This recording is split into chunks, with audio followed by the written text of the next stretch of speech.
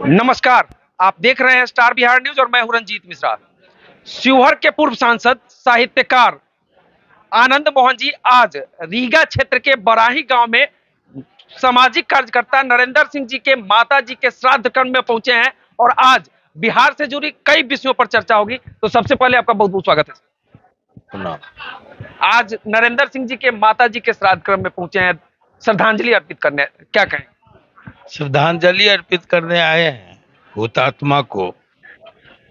इसलिए मैं आपसे आग्रह करूंगा कि आज कोई राजनीतिक बातें नहीं होनी चाहिए। नेताओं के सामने सर राजनीतिक चर्चा ना हो तो बेकार हो जाए। चलिए, तो क्या बिहार में 75% आरक्षण लागू हो गया, मोहर लग गई, राज्यपाल भी मोहर लगा दी, क्या कहेंगे? क्यों चिंतित है इससे? एक बात, इससे पहले जातीय जनगणना की बात आई। हमने आपको कहा था, आप पूछे थे कि जो जितना है उसको एक्सेप्ट कर लेने में कोई बुराई नहीं, लेकिन ये गणना राष्ट्रीय स्तर पर होनी चाहिए, सिर्फ प्रांतीय स्तर पर ही नहीं। हमको स्वीकारने में, हाँ, ये आप कहिए कि इसमें गड़बड़ हुआ है तो वो गड़बड़ी का आप ठोस सबूत दीजिए कि किन कारणों से गड़बड़ी हुई। लेकिन जातीय जनगणना को इनकार करना, मैं समझता हूँ कहीं से भी समझदारी नहीं। हम जितना है उसको स्वीकार करने में क्या है। तब बात बड़ी कंट्रोवर्शियल हो जाता है कि एक तरफ आप कहिए जनसंख्या नियंत्रण और दूसरी तरफ आप कीजिए जातीय जनगणना। ये दोनों केंद्र सरकार और राज्य सरकार का आपसी टकराव। जब जातीय जनगणना आप कीजिएगा तो जनसंख्या नियंत्रण की बातें बेमानी हो जाएगी, समझे? या तो आप पॉलिसी लीजिए कि जनसंख्या नियंत्रण हो। जातीय जनगणना जब कीजिएगा और नियंत्रण की बातें कीजिएगा तो दोनों आपस में टकराए। बड़ी बात आप कह रहे हैं सर, इस तरह का बात जो है एक तीर से हम दूसरी ही बात, इसी तरह की बात करते हैं और आगे बढ़िए। बिहार सरकार के द्वारा प्रस्ताव पारित किया गया है, केंद्र को भेजा जा रहा है। फिर मैं कह रहा था, इसी बात पर आ रहा था, इससे घबराने की क्या जरूरत। मैं कह रहा हूं कि ये जो दलितों का आरक्षण था वो कितना पहले, आजादी के तुरंत बाद हुआ। दलितों की जिंदगी में कहां तक तब्दीली आई। दलितों की बस्तियों में आप उंगली पर आज भी नौकरी गिन सकते हैं नौकरी पर में, जबकि उसके लिए आरक्षण है। तो बैकलॉग क्यों है? जो आरक्षित सीटें हैं उसमें रिक्तियां क्यों हैं, ये एक सवाल है। उसी तरह अति पिछड़ों का आरक्षण मंडल कमीशन के साथ साथ वीपी सिंह के समय से। तो जब नौकरियां नहीं हैं, आप पोस्ट क्रिएट नहीं करते हैं, तो ये फिर आरक्षण, और इससे आपको घबराने की क्या जरूरत है? लोग आरोप, सुनिए, फिर मैं कह रहा हूं, मैं अगर 19 जनवरी को रैली कर रहा हूं तो हमारा जो हम सब शिष्य हैं, हमने राजनीति का ककहरा, हम सौभाग्यशाली हैं कि जयप्रकाश नारायण से सीखे।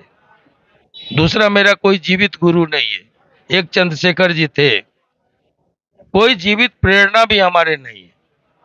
हमने सीखा और तब हम सीखे, तब हम जाने राइट टू वर्क,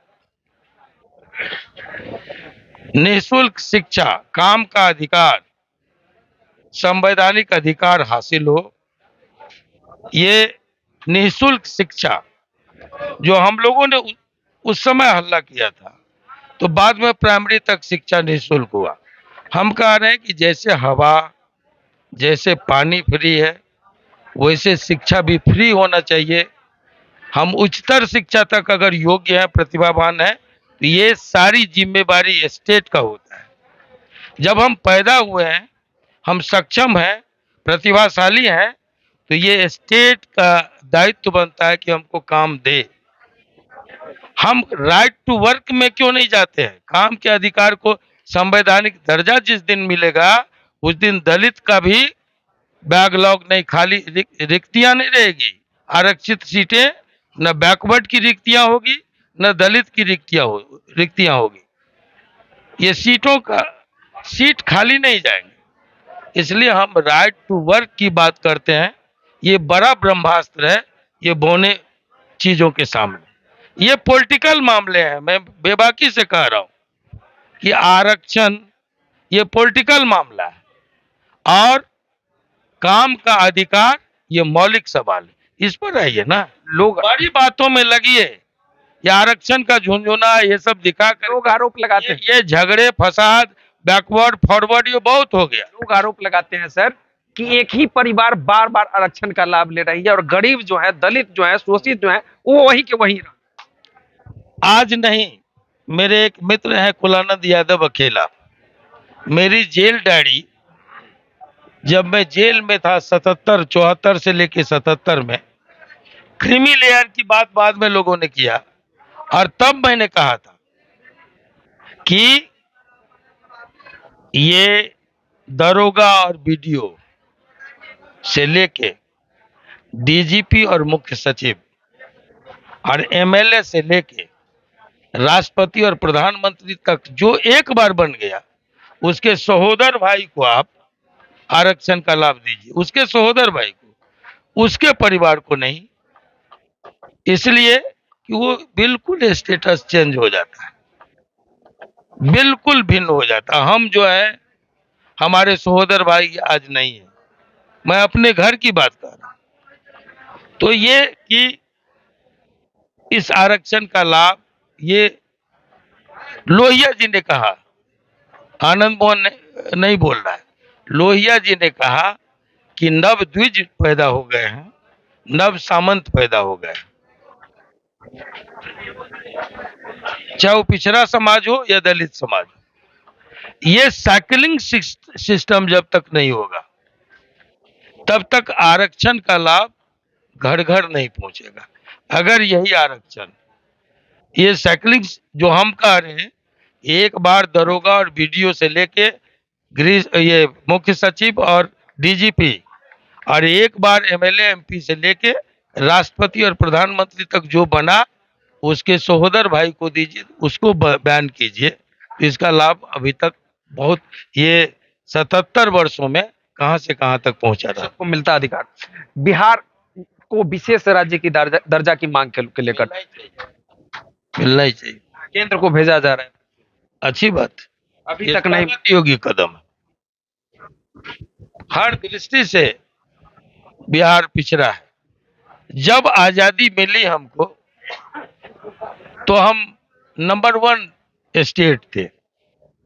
77 वर्षों में हम ही कंगाल क्यों हुए? हम ही पिछड़ते क्यों चले गए? हमारे साथ ही भेदभाव क्यों हुआ? हमारे साथ ही नाइंसाफी क्यों हुई?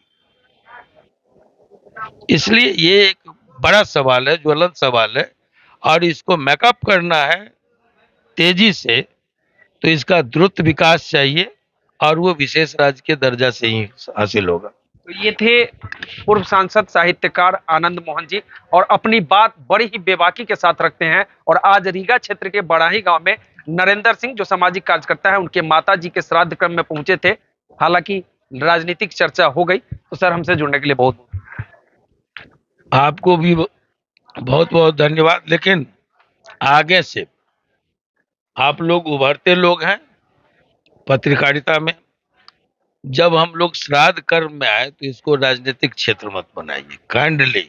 तो चलिए, इस वीडियो पर आपकी क्या प्रतिक्रिया है कमेंट करके जरूर बताइएगा। इस वीडियो को फेसबुक के माध्यम से देख रहे हैं तो पेज को लाइक एवं फॉलो कीजिएगा। यूट्यूब पर देख रहे हैं तो चैनल को सब्सक्राइब कीजिएगा। वीडियो पसंद आए तो शेयर कीजिएगा। बहुत बहुत धन्यवाद।